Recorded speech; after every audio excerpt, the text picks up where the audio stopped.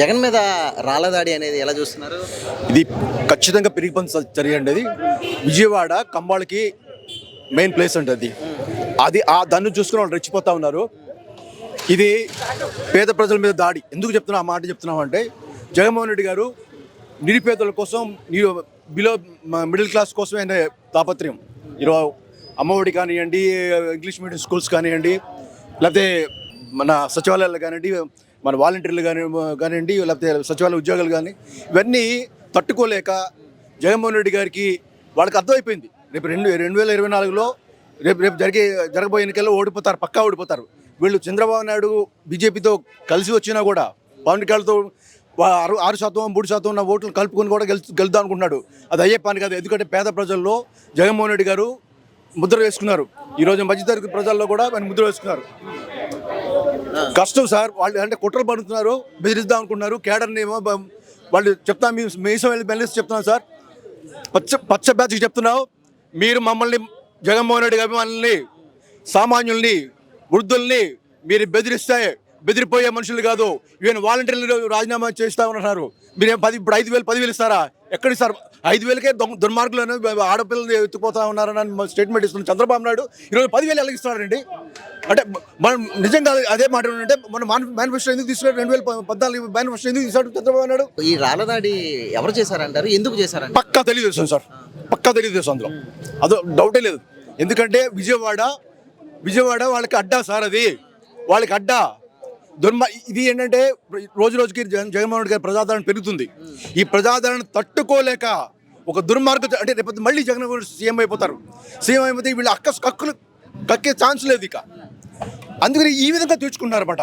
కేవలం ఏంటంటే మళ్ళీ జగన్మోహన్ రెడ్డి చూసాం, మళ్ళీ జెడ్ ప్లస్ కేటగిరీ ఎంత వచ్చేస్తుంది. గతంలో కూడా ఎయిర్పోర్ట్లో దాడి జరిగింది కదా, అప్పుడు దాన్ని ఉద్దేశిస్తూ టీడీపీ కొన్ని ట్వీట్లు చేస్తుంది సార్. అది కూడా సార్ కుట్ర సార్. ఖచ్చితంగా ఈ రోజున వివేకానంద రెడ్డి హత్య విషయంలో కూడా ఈ రోజున షర్మిల, సునీధర్ రెడ్డి వీళ్ళు చంద్రబాబు నాయుడు తొత్తులుగా మారి జగన్మోహన్ రెడ్డి మీద నిందలు మోపుతా ఉన్నారు. అవినేష్ రెడ్డి మీద నిందలు మోపుతా ఉన్నారు. మేము ఛాలెంజ్ చేస్తూ ఉన్నాం.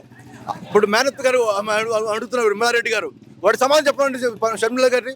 మొన్నటి వరకు ఏమో మత్తగారి ఇల్లు అని చెప్పి తెలంగాణలో పూటుకత్తులాగా పార్టీ పెట్టి మళ్ళీ వెనుదిరిగి ఇక్కడ వచ్చేసి ఆంధ్రప్రదేశ్లో రాజకీయాలు చేస్తామని చూస్తుంది.